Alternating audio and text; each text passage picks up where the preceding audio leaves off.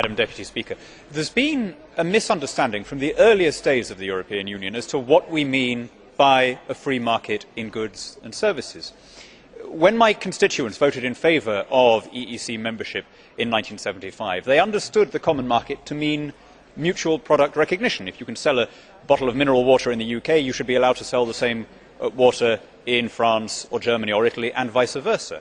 What they found in practice is that it means standardisation, that the mineral water has to contain the following minerals but not any of these, that the volume must be not greater than X and not less than Y, and so on. And you can then find that a product that was never intended for export can be criminalised in its own nation of origin. And that's what we've seen again and again, both with goods and with services. Instead of having an increase of consumer choice, we have a restriction of consumer choice, often driven by one particular producer somewhere in the European Union, which happens to meet a load of specifications anyway, and which sees EU legislation as the way to export its costs to its competitors, which is why our share of world GDP continues to shrink, and why my country has shackled itself to a cramped and confined regional bloc.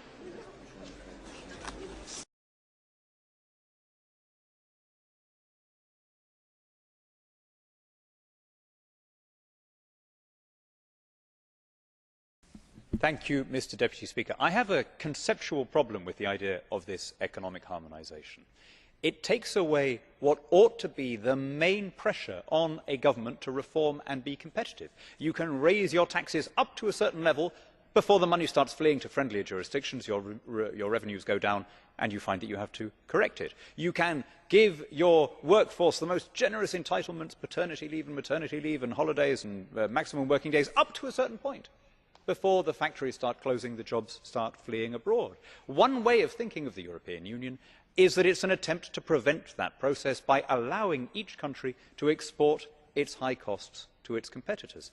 Now, that might have been a feasible model 50 years ago when the main competition was coming from Southern and Eastern Europe. It is plainly not a feasible model when the main competition is coming from China, India, South America and the rest of it, which is why Western Europe's share of world GDP has halved in the last 40 years and will halve again in the next 20 years. The only way out of this mess is to allow people to compete.